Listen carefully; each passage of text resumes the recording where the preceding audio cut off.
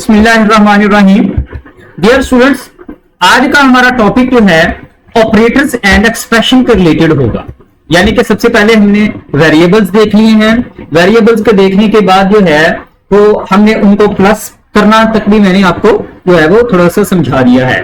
अब हम उनको मजीद एक्सप्रेशंस और ऑपरेटर्स की टाइप्स के ऊपर डिस्कशन करेंगे और हमारे इस टॉपिक की जो एंडिंग होगी वो एक प्रॉपर मैथमेटिकली एक्सप्रेशन कैसे कंप्यूट होता है उसको जो है वो मैं आपको करना सिखाऊंगा।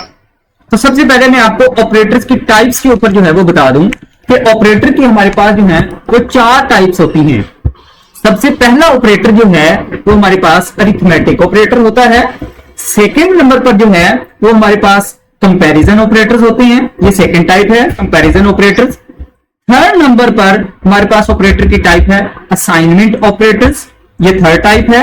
और फोर्थ टाइप हमारे पास होगी logical operator. They are very important. जो फर्स्ट वाला है अरिथमेटिक ऑपरेटर और लॉजिकल ऑपरेटर, ये सबसे इंपॉर्टेंट होते हैं क्योंकि ये मैक्सिमम टाइम जो है वो मैथमेटिकल एक्सप्रेशन के अंदर, कंप्यूटेशन के अंदर, मैथमेटिकल एक्सप्रेशन के अंदर यही जो है वो कंट्रोल स्ट्रक्चर के अंदर जो है वो यूज हमारे होंगे। तो सबसे पहले हम अपने अरिथमेटिक ऑपरेटर्स की बात करते हैं। ऑपरेटर्स आपने हमेशा मैथमेटिक्स के अंदर सुना हुआ है। ये हमारे पास अरिथमेटिक ऑपरेटर कौन से होते हैं? जिस तरीके से हमारे पास एडिशन होती है, सब्ट्रैक्शन का ऑपरेटर होता है, मल्टीप्लिकेशन, डिवीजन, मॉडुलस, यानी जो हम मॉडुलस निकालते हैं, एक्सपोनेंट, पावर जो होती है, और फ्लोर डिवीजन, यानी कि ये हमारे पास जो है फ्लोर डिवीजन होती है कि हमने अगर 5.4 आ गया है तो हमने उसमें से 5 लेना है, उसको 6 नहीं बनाना। तो ये फ्लोर फंक्शन होता है। एक सीलिंग फंक्शन होता है, फ्लोर फंक्शन होता है। ये 2 तरह के फंक्शंस होते हैं वो जो हम इस्तेमाल करते हैं। तो ये है हमारे पास अरिथमेटिक ऑपरेटर्स जो हम सबसे पहले यूज करना देखेंगे। इसकी एक एग्जांपल जो आपके सामने यहां पर नजर आ रही है कि हम इन सब ऑपरेटर्स की एक एग्जांपल देखते हैं। हमारे सामने यहां पर एक प्रोग्राम लिखा हुआ है, ये वाला। इसके अंदर, इस प्रोग्राम के अंदर आपको 2 वेरिएबल्स यहां पर ये डिफाइन किए हुए हैं। यानी कि ए की वैल्यू हमने इनिशियलाइज की हुई है 10 और बी की वैल्यू जो हमने इनिशियलाइज की हुई है वो हमारे पास है 3। यानी कि 2 वैल्यूज, 2 वेरिएबल्स हमने इनिशियलाइज की हुई हैं। ये जो वेरिएबल्स को वैल्यू देते हैं इसको हम बोलते हैं इनिशियलाइज करना। फिर हमने आगे क्या किया हुआ है कि ये जो ए और बी, ये दोनों ऑपरेटर्स मतलब कि उसी तरीके से हमने सिंटैक्स के अंदर जो है वो यूज करने के लिए इस्तेमाल किए हुए हैं। और यहां पर हम क्या कर रहे हैं? हम इन दोनों को प्लस कर रहे हैं, यानी कि ये कंप्यूटेशन हो रही है। अब इसके आउटपुट किस तरीके से, मैं आपको आउटपुट का बताता हूं कि आउटपुट किस तरीके से आएगी। यानी कि ए की वैल्यू कितनी है 10, वो यहां पर आ जाएगी। ठीक है, ये देखें, ये जिस तरीके से ए की वैल्यू 10 आ गई। फिर आगे प्लस का साइन इन्वर्टेड कॉमास के अंदर है, ये प्लस का साइन उसी तरीके से जो भी इन्वर्टेड कॉमास के अंदर चीज होगी वो उसी तरीके से डिस्प्ले हो जाएगी। और फिर उसके बाद बी की वैल्यू कितनी है 3, ये 3 आ गई। फिर इसके बाद इन्वर्टेड कॉमास के अंदर क्या है? इक्वल का साइन। तो यहां पर ये देखेंगे इक्वल का साइन आ गया, ये वाला इक्वल का साइन आ रहा है। और फिर ए प्लस बी, यानी कि ए और बी को प्लस करके जो आंसर आएगा वो इक्वल के बाद लिख दो। ये देखेंगे इक्वल के बाद वो प्लस करके हमने 13 लिख दिया। तो इस तरीके से ये हमारे पास जो है वो आउटपुट शो हो जाएगा। But the same work we can do in the PyCharm editor. तो ये हम काम जो है वो यहां पर कर सकते हैं। इसके बाद इसी तरीके से हमने यहां पर क्या कर रहे हैं? हम इन दोनों को मल्टीप्लीकेशन कर रहे हैं। तो इन दोनों की मल्टीप्लीकेशन का आंसर जो है, बाकी वेरिएबल्स की वैल्यू सेम रही क्योंकि ए और बी की वैल्यू नहीं बदल रही, सिर्फ यहां पर कंप्यूटेशनल वैल्यू बदल रही है। यहां पर ए और बी को प्लस करके जो वैल्यू आई वो लिख दी, यहां पर ए और बी को मल्टीप्लीकेशन करके जो वैल्यू आई वो लिख दी। नेक्स्ट हमारे पास आउटपुट क्या आएगी? ऑटोमेटिकली इसकी आउटपुट जो है वो आपको भी पता होनी चाहिए। ये आउटपुट आएगी 10 डिवाइडेड बाय, अब डिवाइडेड का सिंबल लगेगा, ये देखिए डिवाइड का सिंबल है, इज इक्वल टू, और जो उसकी computational value 3.33 and so on, ये वाली वैल्यू जो है वो हमारे सामने एज आउटपुट के तौर पर कंप्यूटेशन वैल्यू जो है वो हमारे सामने आ गई। इसी तरीके से आगे हमारे पास जो है वो हम ए डबल स्लैश जो है वो बी के साथ अगर हम इसको इस्तेमाल करेंगे तो ये हमारे पास जो है वो इसकी 10 double divided by 3 is equal to 3, यानी कि 2 दफा जब हमने इसको डिवाइड कर दिया तो ये हमारे पास जो है तो ये वाली वैल्यू आ गई। इसी तरीके से ये मॉडुलस परसेंट का साइन हमें क्या प्रोवाइड करता है? ये हमें रिमाइंडर देता है रिमाइंडर देता है तो रिमाइंडर के अंदर वैल्यू जो है वो हमारे पास 1 आ गई। यानी कि यहां पर जो आपको बताने का मकसद है वो क्या है कि किस तरीके से ऑपरेटर्स को यूज किया जाता है। यानी कि हम यहां पर डायरेक्ट ऑपरेटर्स का इस्तेमाल करके, सिर्फ ऑपरेटर्स का इस्तेमाल करके हम अपनी वैल्यू जो है वो कंप्यूट कर रहे हैं। डबल मल्टीप्लाई का मतलब ये है कि 2 दफा मल्टीप्लाई होगा। 10 को मल्टीप्लाई बाय 3 से किया, सॉरी 10 जो है वो 3 टाइम आपस में मल्टीप्लाई, यानी कि डबल मल्टीप्लीकेशन का मतलब होता है कि ये इतने टाइम जो है वो ये चीज का मल्टीप्लाई हो, यानी कि 10 मल्टीप्लाई बाय 10 मल्टीप्लाई बाय 10। इसका मतलब ये है, यानी कि जितनी दफा ये ए जो वेरिएबल होगा वो कितने टाइम मल्टीप्लीकेशन होगा, जितनी बी की वैल्यू होगी। अब ए की वैल्यू कितनी थी 10 और बी की वैल्यू कितनी थी 3, तो हमने कितनी दफा मल्टीप्लाई किया, हमने किया, मैं इसका जो है वो आपको, यानी कि इसकी वैल्यू जो है वो हमारे पास किस तरीके से कैलकुलेट होगी, इस तरीके से हमारे पास इसकी वैल्यू जो है वो कैलकुलेट होगी 10 multiply by 10 multiply by 10 that is equal to 1000। और अगर ये हमारे पास b की वैल्यू 4 होती, a की वैल्यू 10 ही होती, b की वैल्यू 4 होती, तो फिर हमने क्या करना था 10 multiply by 10 multiply by 10 multiply by 10 that is equal to 1 lakh. ये हमारे पास, यानी कि b किसको इंडिकेट कर रहा है कि कितनी दफा 10 होगा, ठीक है। डबल मल्टीप्लीकेशन का जो है वो हमारे पास ये मतलब होता है। तो ये जो है वो आपने हमेशा जो है वो अपने माइंड में रखना है कि ये इस तरीके से जो है वो कैलकुलेशन हो जाती है।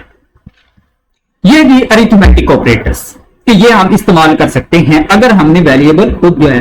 और यहां पर एक बहुत इंपॉर्टेंट चीज कि मैंने आपको पहले शायद नहीं बताई, लेकिन अब इस चीज को देख लें कि बड़ी इंपॉर्टेंट है कि अगर हमने यहां पर क्या किया हुआ था, हमने यहां पर जो है वो खुद से, ये अगर देखें हम,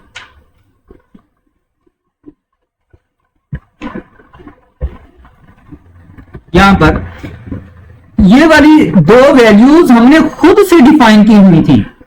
अगर ये वाली वैल्यूज हम खुद से डिफाइन ना करते, हम यूजर से लेते, तो फिर हमें इसकी डेटा टाइप डिक्लेयर करनी पड़नी थी।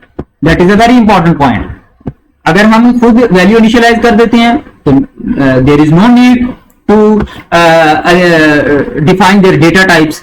But if we taking from the user, अगर यूजर वैल्यू डिफाइन करेगा तो फिर हमें उसकी डेटा टाइप दिखानी पड़ेगी। इस तरह डायरेक्ट जो है वो नहीं होगा, बल्कि वो कंकैटिनेट हो जाएगा। जो भी वैल्यूज होगी वो कंकैटिनेट हो जाएंगी। कंकैटिनेट क्या चीज होती है, इसको हम नेक्स्ट जो है वो टॉपिक के अंदर डिस्कस करेंगे। आगे दूसरा ऑपरेटर है हमारे पास comparison operator. Comparison operators are used to compare 2 values, यानी कि ऐसे ऑपरेटर जो 2 वेरिएबल्स की वैल्यूज को कंपेयर करने के लिए इस्तेमाल होते हैं। मसलन लेस देन, ये लेस देन का सिंबल है, ग्रेटर देन, इक्वल टू, ये वाले सारे के सारे हमारे पास क्या होते हैं, कंपैरिजन ऑपरेटर होते हैं। तो ये वाले देखें, इसको मैं एक्सप्लेन करता हूं कि हमने यहां पर 2 वेरिएबल डिफाइन किए हुए हैं। एक्स और वाई की वैल्यू जो है वो हमारे पास कितनी है, एक्स और वाई की वैल्यू जो है वो हमने रखी हुई है 10 एंड 5।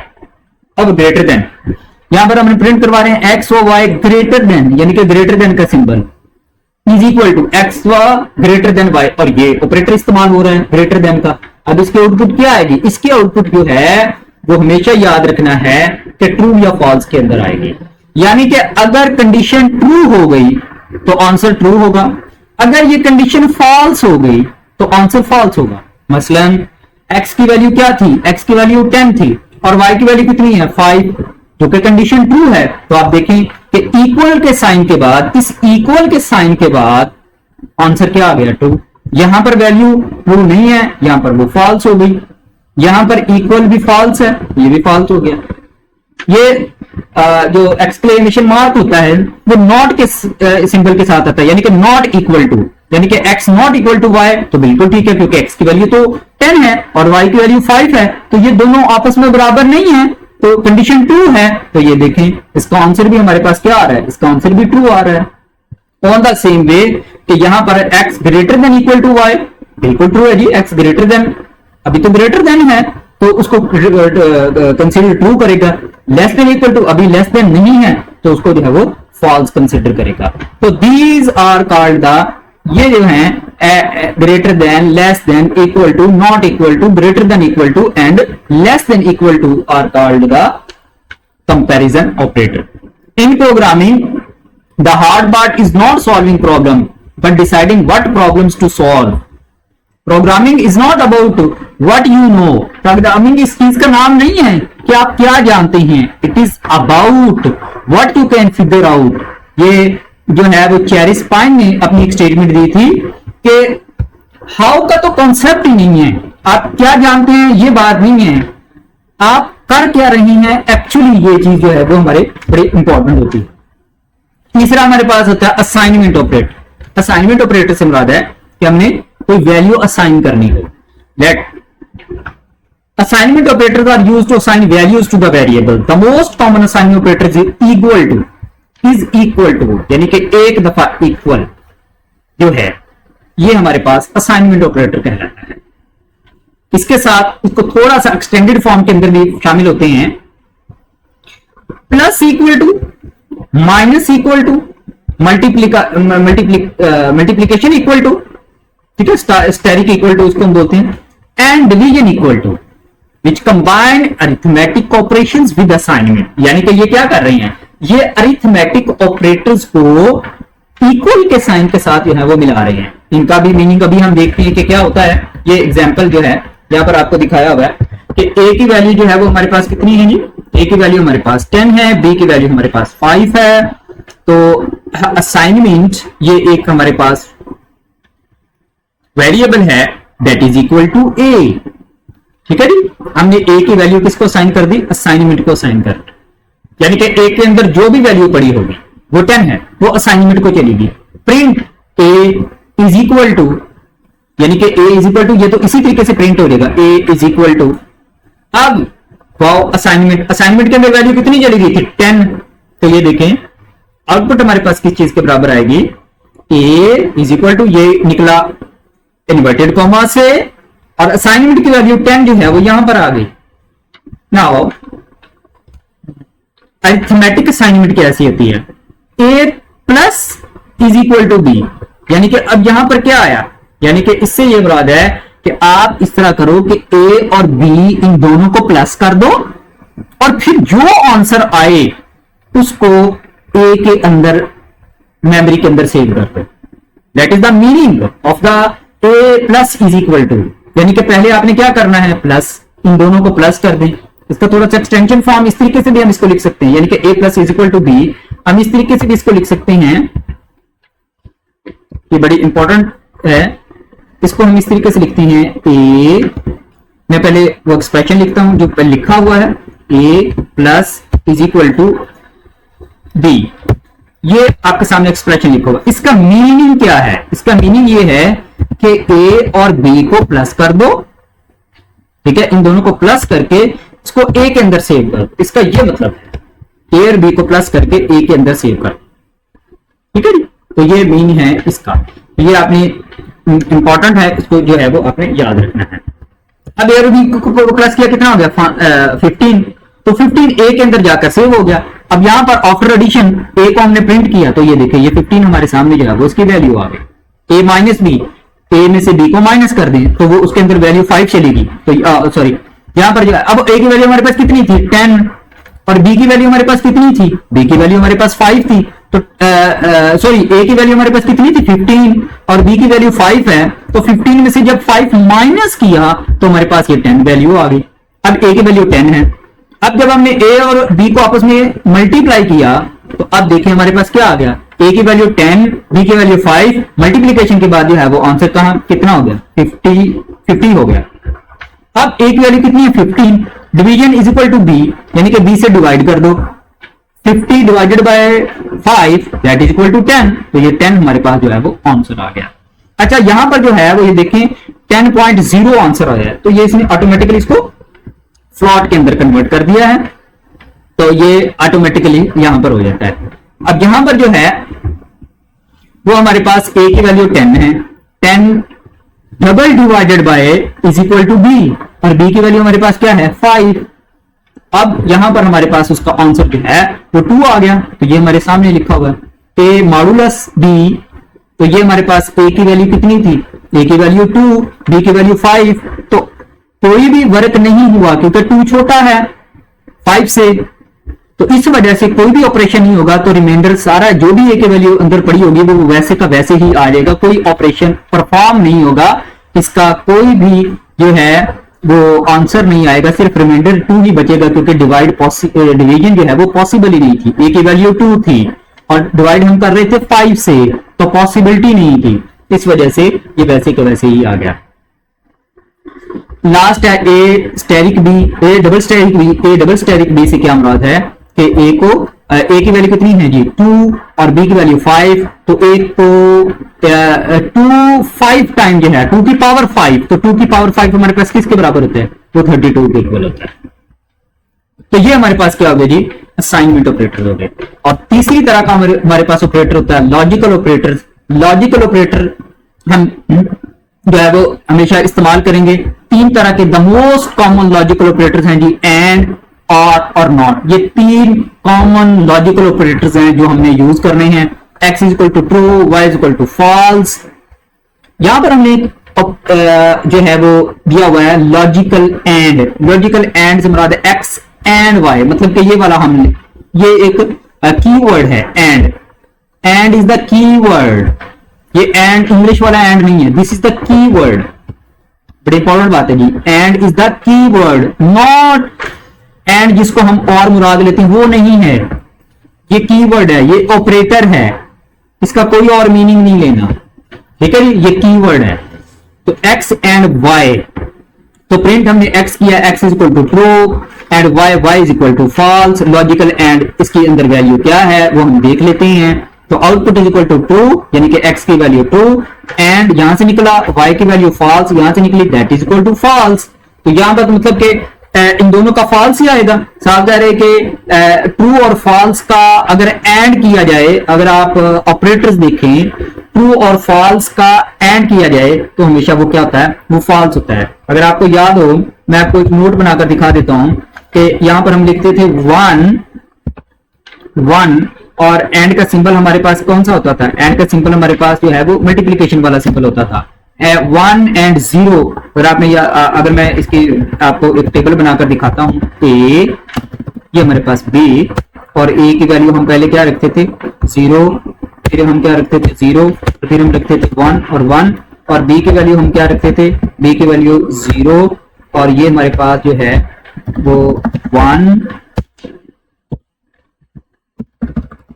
ये 0, और ये भी हमारे पास जो है वो 1। ये हमारे पास एक ट्रुथ टेबल बनता था। अब हमने करना था ए एंड बी हम करते हैं। तो ए एंड बी क्या होता था कि जब दोनों 1 होंगे तो आंसर 1 आएगा, यानी कि दोनों ट्रू होंगे तो आंसर ट्रू आएगा, ठीक है जी। इसका आंसर जो है वो हमारे पास 1 आ सकता था, इसका आंसर भी हमारे पास क्या आएगा 0, इसका आंसर भी हमारे पास 0, इसका आंसर भी हमारे पास क्या आएगा, इसका आंसर भी हमारे पास जो है वो 0, और इसका आंसर भी हमारे पास क्या आएगा 0। यानी कि सिर्फ एक केस के अंदर जो है वो हमारे पास वैल्यू 1 होगी, यानी कि ट्रू होगा। तो अब यहां पर क्या था, दोनों चीजें क्या थी, ट्रू फॉल्स। ट्रू फॉल्स मुराद है 0 1, ट्रू फॉल्स से मुराद है 1 0, सॉरी 1 0, 1 0 का आंसर क्या आएगा 0, 0 से मुराद है फॉल्स, 1 से मुराद है ट्रू, तो फॉल्स ये हमारे पास आंसर आ गया। अब अगर इसी को मैं नीचे आर के अंदर कन्वर्ट कर दूं, ये आर कीवर्ड है, ऑपरेटर है, इसको आर इंग्लिश वाला आर जिसका मीनिंग या होता है वो नहीं लेना, ये एक ऑपरेटर है। मैं इसको, उसके सिंबल हमारे पास प्लस होता है, और ये क्या है, ये तब आंसर 0 देता है जब दोनों 0 हो, अदरवाइज ये आंसर क्या देता है 1। तो आप देखें 0 हमारे पास, सॉरी हाँ जी, ये हमारे पास आंसर आ गया। इसको देखें जी, तो अब एक्स आर वाई मतलब 0 1 का आंसर हमारे पास क्या होगा, तीनों के फॉर्म के अंदर क्या आ रहा है ट्रू, तो ये आंसर हमारे पास ट्रू आ रहा है। यानी कि 1 आपने रखना है ट्रू के इक्वल और 0 रखना है फॉल्स के इक्वल। तो आपके पास ये जो है लॉजिक ऑपरेटर्स जो हैं वो इस तरीके से बन जाते हैं।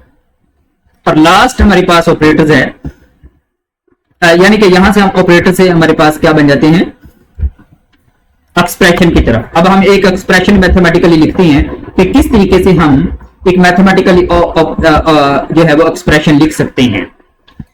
An expression is the combination of the variables, operators and values that produce a result. यानी मैं आपको एक एक्सप्रेशन लिखकर दिखाता हूं कि x plus y is equal to z। ये क्या है? ये एक्सप्रेशन क्या इंडिकेट कर रहा है? ये एक्सप्रेशन इंडिकेट कर रहा है कि x भी वेरिएबल है, y भी वेरिएबल है, ये दोनों आपस में प्लस हो रहे हैं और इन दोनों की वैल्यू जो है वो जाकर z के इक्वल हो रही है, यानी कि z के अंदर स्टोर हो रही है। हम इसको इस तरीके से भी लिख सकते हैं, z is equal to x plus y. This is also the same meaning कि ये x और y आपस में ऐड होकर z के अंदर जो है वो स्टोर हो जाएंगे। तो this is called the expression, यानी कि एक्सप्रेशन क्या होता है? वेरिएबल्स, ऑपरेटर्स का एक मजमुआ होता है जिसके अंदर आउटपुट स्टोर होती है या उसकी वैल्यू जो है वो स्टोर होती है। ठीक है, तो ये हमारे पास जो है वो मैथमेटिकल एक्सप्रेशन है। इसी तरीके से हम कोई भी एक्सप्रेशन जो है वो बना सकते हैं और ये चीजें जो है ये बड़ी इंपॉर्टेंट है कि आपने जो वीडियो मैथ्स होता है उसको फॉलो रखना है कि यानी कि सबसे पहले मैथमेटिकल एक्सप्रेशन के अंदर जो है वो पैरेंथेसिस को सॉल्व किया जाता है। ठीक है जी, उसके बाद जो है वो एक्सपोनेंट की जो है वो आती है, फिर उसके बाद वीडियो मैथ्स जिस तरीके से मल्टीप्लिकेशन को पहले फोकियत होती है, फिर डिवीजन को, फिर मॉडुलस को, और फिर एंड के ऊपर जो है वो हमारे पास एडिशन और लास्ट के ऊपर सब्ट्रैक्शन को जो है वो हम दिखाते हैं कि ये जो है वो वैल्यू हम जो है वो काउंट कर सकते हैं। यानी कि सबसे एंड के ऊपर जो है वो हमारे पास सब्ट्रैक्शन जो है वो उसकी समझने की प्रायोरिटी होती है। तो यहां तक जो है वो हमारा चैप्टर जो है वो क्लोज हो जाता है, ये टॉपिक जो है वो क्लोज हो जाता है आज का। उम्मीद है कि आपको इसके अच्छे तरीके से अंडरस्टैंडिंग हो गई होगी कि किस तरीके से हम जो है वो ये एक्सप्रेशन जो है वो करते हैं। ये एक क्लास एक्टिविटी बताई हुई है, compute the following expression and compare result with your class follows the class teacher. मतलब कि ये देखें जी, ये इस एक्सप्रेशन के अंदर सबसे पहले मल्टीप्लिकेशन होगी, फिर उसके बाद जो है वो एडिशन होगी, फिर उसके बाद सब्ट्रैक्शन की बारी आएगी। तो ये दोनों अगर आप एक्सप्रेशन करेंगे तो आपको इन दोनों के आंसर्स का पता चल जाएगा कि हमने जो है वो तो ये जो हमारे पास कोई भी लैंग्वेज होती है वो मैथमेटिक्स के जो रूल्स होते हैं उनको फॉलो कर रही होती है और उसके मुताबिक जो है वो कंप्यूटेशन जो है वो हो रही होती है। Thank you.